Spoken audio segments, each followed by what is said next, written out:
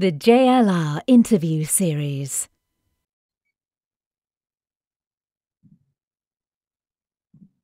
All right then, hello, this is Faye Patton for Jazz London Radio, and I'm very honoured today. I've got Tina Raymond doing an interview with me. Tina Raymond is an accomplished drummer, composer, band leader and educator based in Los Angeles, a unique voice in the contemporary improvised music scene. Raymond blends traditional jazz vocabulary with African polyrhythm and classical percussion technique. She has toured the US, Europe and Asia as a leader and sideman. She is a mentee of Jeff Hamilton and Joe LaBarbera. I hope I'm saying that correctly. It's very impressive. And her playing has been compared to Nashit Waits and Gerald Cleaver. She is the director of jazz studies at California State University, Northridge, and president-elect of Californian Alliance for Jazz. She is an endorsed educator with Remo and Sabian. And her latest album, Divinations, features guitarist Andrew Renfro and bassist Carl McComas Rachel. I hope I'm saying that right. I've seen videos of you all playing today. So impressive, so beautiful, so wonderful. Okay, Tina, thank you so much for joining us. Can you first of all tell us all about your musical background and your training and how you put yourself on this journey in the first place? Sure. Well, thank you for having me. It's a pleasure to speak with you today. I grew up in Metro Detroit, a suburb called Farmington Hills, that had a very strong public school music system, and started playing drums in fifth grade. I had braces, and my sister played the flute, and I was thinking I was going to play the flute or the French horn or the trumpet. She's like, absolutely not. You should not do that. Your face will be in pain forever. You should play the drums. And so I took her advice and just fell in love with it instantly, and started going to a summer camp in Michigan called Blue Lake Fine Arts Camp, and just loved the community that being in music inspired. And so all through high school was looking for opportunities to play, was in 2 different youth orchestras, a community big band, a community band, all the bands at school, marching band, and then a really amazing Detroit civic jazz orchestra that was led by the great Marcus Belgrave, who is or was a mentor to a lot of really incredible Detroit musicians, Regina Carter, Jerry Allen.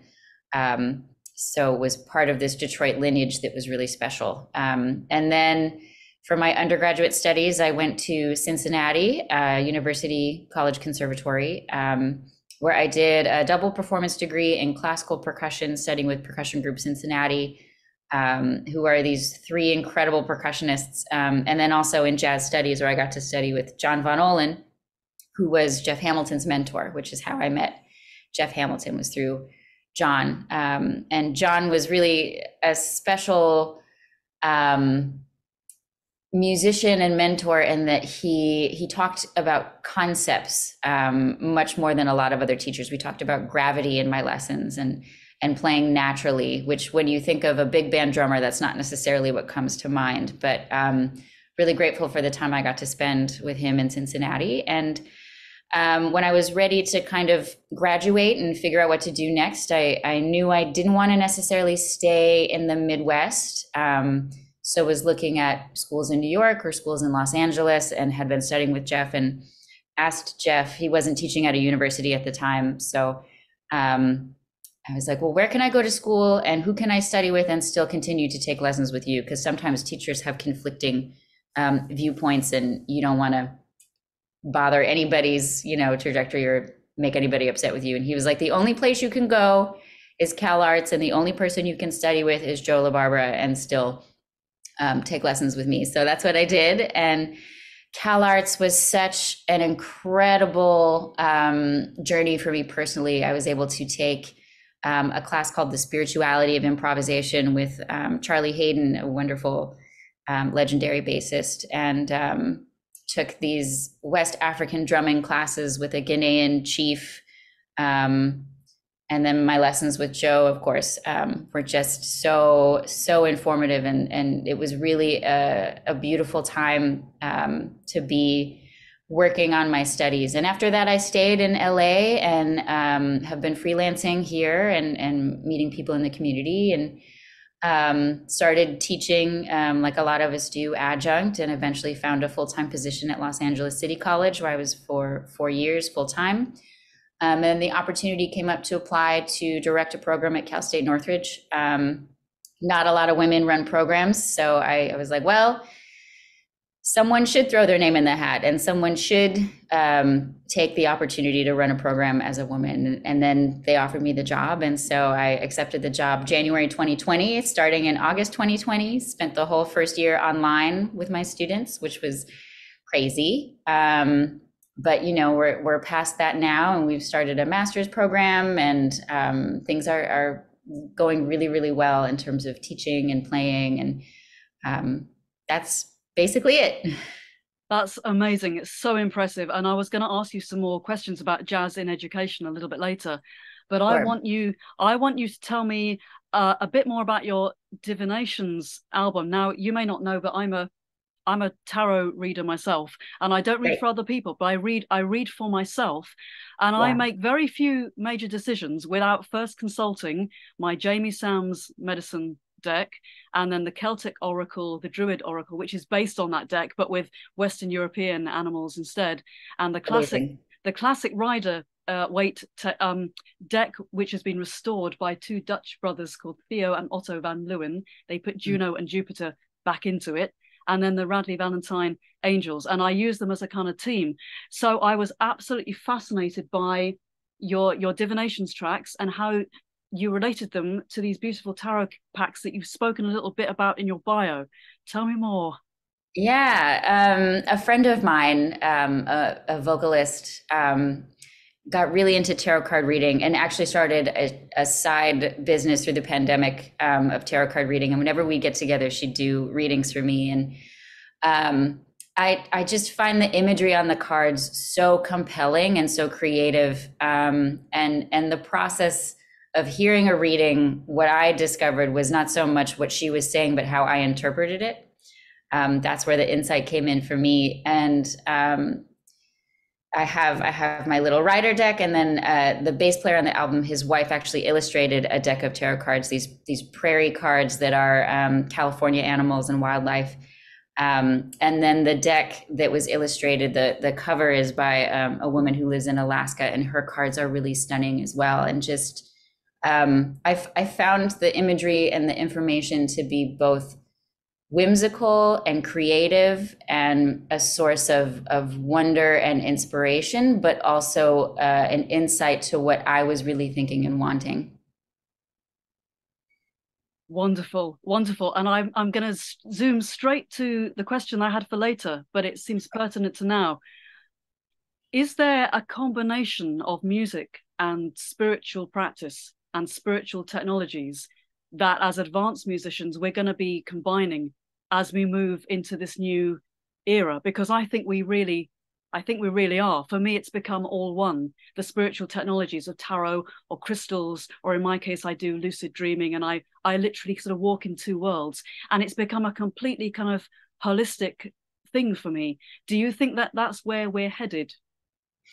I think that that's where a lot of people are headed. I don't know that I can speak for everybody, but for me, absolutely. I mean, one of the things that came to be when I moved to California was I got very deep into a yoga practice and a meditation practice, and that ebbs and flows for me as a lot of practices do. But the yoga philosophy was so refreshing, and is something that I think all musicians could really benefit from, of accepting where you are in the moment.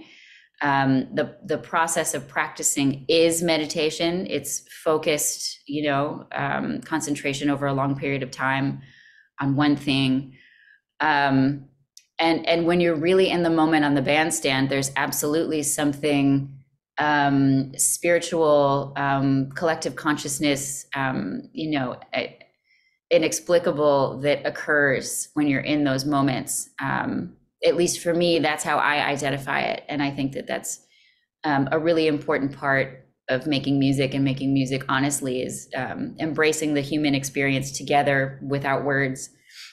which is a spiritual practice, I think. So yeah, for me, absolutely. And it was so interesting too, when I started this yoga process and practice, I had no idea that my teacher, John Van Olen, had actually also at one point in his career stopped touring, moved to India and studied meditation with a guru for many years. So there was this kind of like understood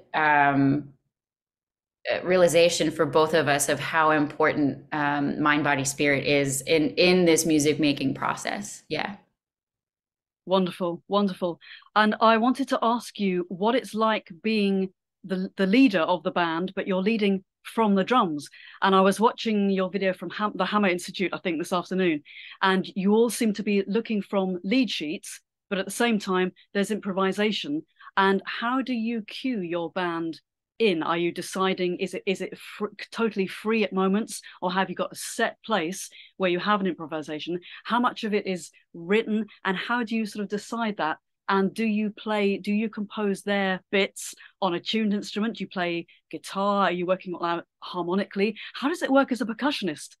Yeah, I write at the piano. These are great questions. I write at the piano. The piano is a percussion instrument. So I have my little piano, and I wrote most of these songs 2 summers ago, around the same period of time. And I write bass lines and melodies are kind of where my ears go first, especially this album. It's the music is fairly simple. It's not, complicated forms or odd meters. I mean, there's one tune that like stays in 7, but it doesn't go back and forth between mixed meter. They're singable melodies, and the bass lines are kind of grounded. And for this album, a lot of the music came from the bass lines. I think as a drummer, that's my partner in crime on the bandstand, is the bass player. So hearing kind of what I would want the bass player to do for me to emote around it, that's where a lot of this music started. And then the melodies were layered upon that. So that's kind of the fundamental basis. And then I try to write the chords, like especially on the ballad. I really tried to write the chords that I was hearing, but as I was getting into the music and playing it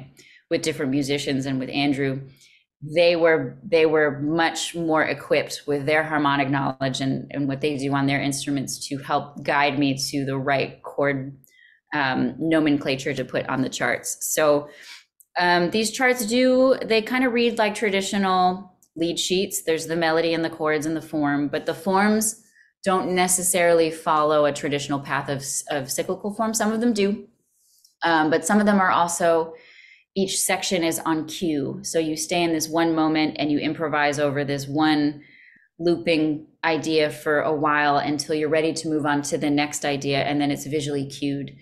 And this isn't new, but it's something that I like to do because it makes people pay attention to each other on the bandstand. So often, if we're doing the jazz tradition of cyclical form over and over, there's no need to honor each other's presence in the moment of a solo because we all know what's going to come next, and to make the form deconstruct to the point where you have to look at each other to cue the next moment. It brings everybody back together on the bandstand.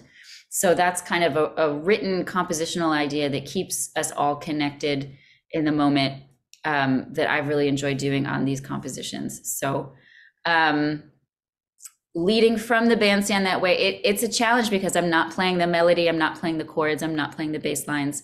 My role in the ensemble is fairly abstract, but the way that I feel like I'm able to connect with audience members is through the content of the composition and expressing, having a theme that runs through all of the pieces that people can connect with, and giving some context for each of the songs.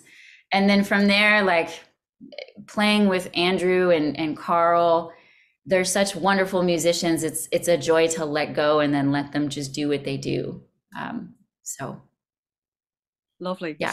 So interesting. And I wanted to ask you about, so I'm going to be playing the Emperor on my January show. What Awesome. I like particularly about that track is the dynamic range of your playing. It's extraordinary.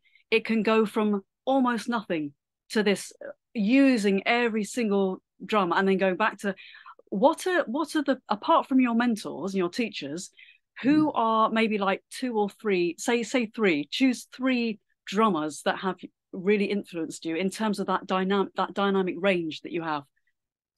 Art Blakey's energetic force of nature has always been really compelling to me. Just the raw, sheer power and energetic intent behind his playing. That is always an inspiration to me. And then another drummer, Mel Lewis, who did a lot of big band and smaller, large ensemble playing. His ability to direct an ensemble with efficiency and with very little sound is always, I think, really amazing to witness. How he does like the smallest fill and the band comes in right together in the right moment. And one more. Oh, this isn't necessarily a drummer, but it's something that I think about a lot in terms of dynamic range. A lot of classical snare drum etudes, which I spend a lot of time on with my students as well, the Delacluse book and the Cerrone book. They force you to practice these dynamic shifts very, very quickly. And that's always been something that I think a lot of jazz drummers don't spend a lot of time practicing, is the actual shift of loud to soft immediately, and what kind of muscle control you need to be able to do that. So often you're in the heat of the moment and you're playing loud, and then to go immediately to soft is, it's very difficult. You have to have the control developed, or even just the mind space of doing it, so that it's part of your option palette. It has to be something that you've tried and practiced, and those classical snare drum etudes force you to do that. So those are kind of the things that are coming together for me. And on the Emperor, that song in particular was playing with power and power spaces, feminine and masculine. And, there can be a quiet power, like, what it feels like to be in the room with someone who's upset and they're like silent. Like, that is an energy. And what does that feel like versus having the command of filling the room with your sound? It was just a play of different types of power sources on that one. Amazing. And what's my favorite track probably is The Lovers, just because it's so tender, and the progression of it is just so hypnotic. What's your favorite track and why? Oh, they're like my children. I love them all. Yeah. Difficult to choose. Yeah. Yeah, I think the one that gets stuck in my head the most is Ace of Pentacles. That was the last song I wrote for the album, and I realized that I had this beautiful bass player that I hadn't given any melodies to. So I wanted to write that melody to feature Carl. And it's so folk song like. It's I'm really lovely that one came to be. So. And how do you, going back to this thing of spiritual technologies and energetical technologies, and when you were mentioning exercises and precision exercises and speed and stamina exercises, how do you look after your hands and your arms and your core? Because many people who are not jazzers or even just musicians, they don't realize how athletic it is, what we do. Share some of that with me. Absolutely. I mean, a yoga practice for me is a must. It's not just, keeping in shape. It's also finding balance again. So much of playing an instrument is a lopsided endeavor. You've got one arm up and one arm down, and one foot's doing one thing. So getting back to feeling some sort of symmetry is really important, and stretching. But also, it's difficult for me at this point to have a steady practice routine on the drums, but that's what I love about teaching is, in my teaching studio, there's 2 drum sets. I play right alongside my students. So in essence, every time we have a lesson, that's an opportunity for me to get back to the core exercises that I think keep everybody in line and keep their limbs moving together in a coordinated way. And that's a little bit of a catch-22, because I suppose if I wasn't teaching as much, I might have more time to practice, but also the discipline and routine of teaching creates the space for me to get on the drums and go back to those exercises and remind me. I mean, it keeps you so honest when you're working on these exercises with students. You're like, all right, I need to do this again. And it's a reminder too that the process of practicing and learning is cyclical. It's not linear, like you have to go back and revisit these things. They don't, just because you've done it once doesn't mean you can do it forever. So amazing. It's so fascinating. So I think about this question a lot.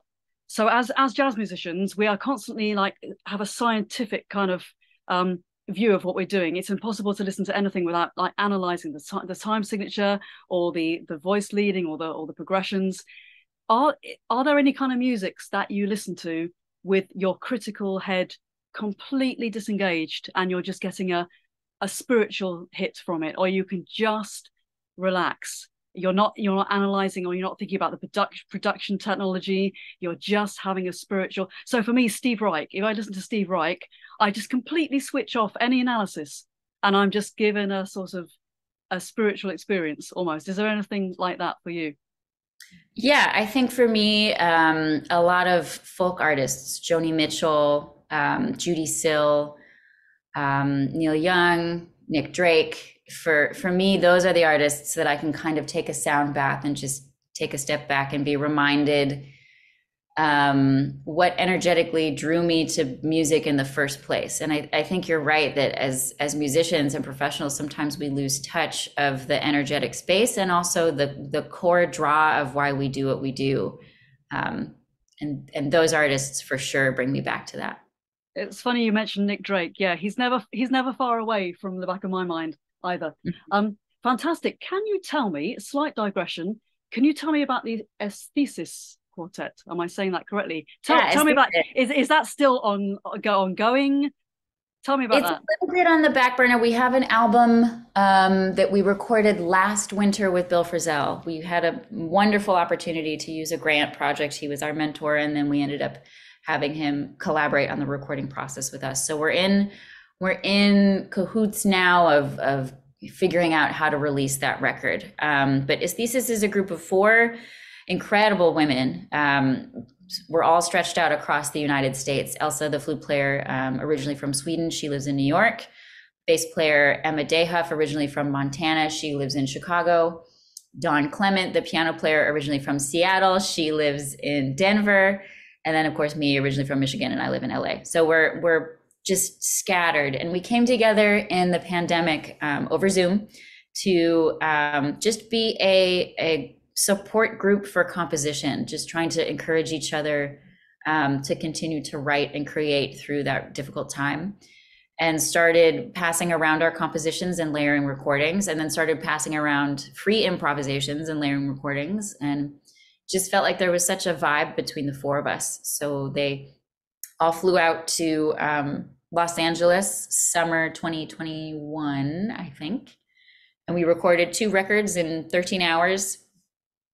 13 tracks in 6 hours. It was like a rapid fire day of just art vomit. And then we've released both of those records, and we've done some tours for both of those. But right now it's a little bit on hiatus. Elsa just released an incredible project of her own music. I've got my project that just came out. Emma's finishing her doctorate and doing tours, and Dawn is running a program in Denver, and she just got back from being in Tokyo with the vocal group Sage. So we're all kind of scattered at the moment, but we'll see what happens with this 3rd record of ours and where that takes us. Excellent. You were talking about how educating keeps your chops tight for your playing, and playing keeps you like in a space for being able to teach. Absolutely. Tell me more about what's your opinion of the state of jazz education today, in terms of groups who might not have had access to it before, in terms of girls coming through and rising up the ranks, in terms of general student engagement. What's the kind of climate, do you think, in not just jazz education, but music education generally? I think it's in a point of transition, and maybe it always is in flux, but for sure, we're still dealing with the ramifications of the pandemic and what that did for music education and accessibility. A lot of people lost a lot of resources through that period of time. That being said, though, where I'm teaching at CSUN, it's a very joyful group of interested in creative young people who are hungry to learn more and are actively going out in the scene in Los Angeles and both playing gigs and listening to gigs and creating music, and thinking outside the box of what jazz is and what being a jazz musician means. I'm hopeful that they continue to have that kind of open mind and creative approach to a career in music, because I think that that's kind of the only way to survive, right? Like, part of surviving is being creative. It's a survival tool to be creative, and is absolutely necessary in this industry. I think that more could be done to teach that and to teach independent thought. So much of music school traditionally has been to mimic and repeat what's been done before. And it's kind of one of the only art forms where they expect you to only recreate and not reinvent, even as jazz musicians, you know? So my goal with my students is to teach them how to be creative and to hear their own decision-making process and go with that and find their instincts there. And what's it like for you in today's sort of changing music industry world as a recording artist? And attached to that question is what's going on in the US at the moment? What do you see happening with the economy and the general state of play? I don't even know. That's a great question. I have no idea. I don't even know if it's important to make full albums anymore. You know, you can just release singles and that works. I don't know if it's important to make digital or physical copies. And if you make physical copies, if you should make vinyl or cassette or CD.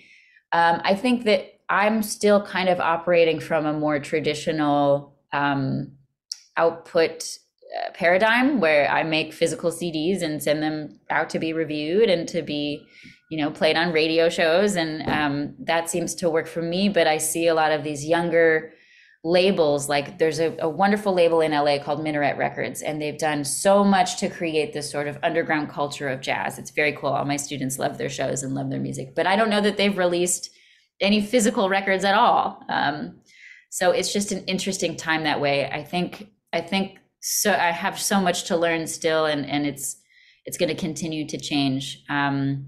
What's going on in the US? All sorts of stuff. There's all sorts of stuff that's going on all over. It seems like touring is back. It seems like, I mean, the economy is it's still a little rough. The interest rates are really high and things are expensive. But LA always kind of feels palatable, because like it's I'm looking outside right now and it's 73 and sunny, you know, so there's an easiness to it here, at least while I'm not sitting in traffic, that I appreciate. Very cool. Okay, two questions at once. What's the overall purpose of your work as an artist? What's the underlying thing that you want to be remembered for, your legacy in a way?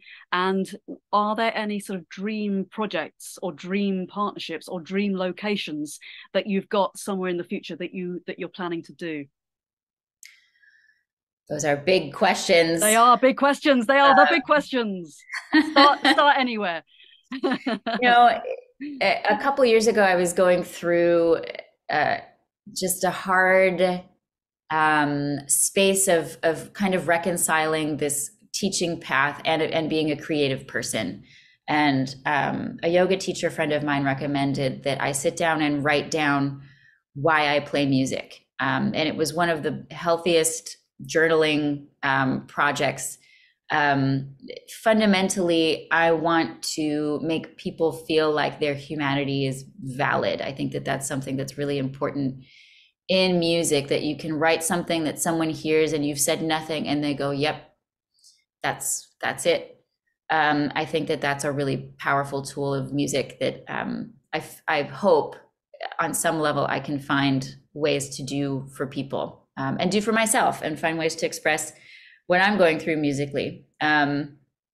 Inherently, part of being a musician and being a woman is that you're also conscious of setting an example and conscious of being a representative in the field. So that's not necessarily something that I intended to be my legacy, but I'm conscious of and want to be respectful of. It's just something I'm aware of. And then big dreams, big projects coming up. There's a vocalist in LA. I've been thinking about doing some sort of Abby Lincoln-like project that's like very just duo drums and voice and kind of natural and raw and instinctual. I haven't talked to her about it yet, but it's been something I've been thinking about for a couple months now that I'm hoping we can find time to do probably this summer. Some other projects, I don't know. I mean, I go through different phases of creative bursts and then back to kind of business mindsets and running things.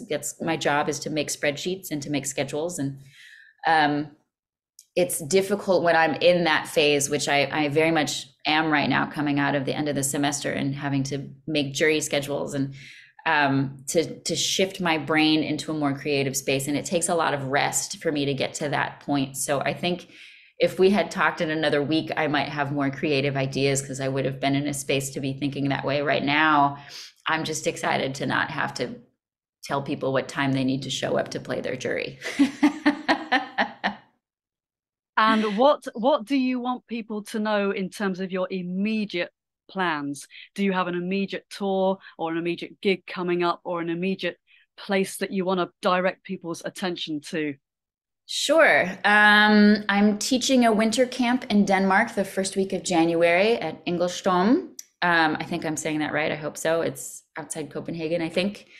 I have a European tour that's in the process of finishing out the booking with Rachel Eckroth in March. I don't know when this is airing, but next Tuesday in LA, I'll be playing at a club called Sam First with Jeff Parker, Eric Rivas, and John Beasley. And then in the new year, keep an eye on my website, tinaraymond.com. I post all of my dates there. Yeah. Fantastic. And obviously we're going to list all of your kind of socials underneath the broadcast when it goes out. Any final words? Tell me what you're doing with the rest of your day out there in sunny LA. I'm going to go get a tree. I'm going to put up a tree and decorate my place for the holidays. I'm going to submit my grades and take my dog on a couple walks. That's kind of the day here for me. That sounds fantastic. Yeah. Thank you so much. Thank you so much for sharing your musical perspectives. You can find all Tina's stuff at tinaraymond.com. We'll be posting more, especially her Divinations work. And you're on Bandcamp as well, aren't you? That's a good place to find and buy your work. Thank you very much, Tina, for joining us. Have a fantastic Christmas, Yuletide, and may the tarot cards bring you more joy, more guidance. Thank you for your beautiful music, and thank you for joining us today. Great honor to speak to you. Thank you so much.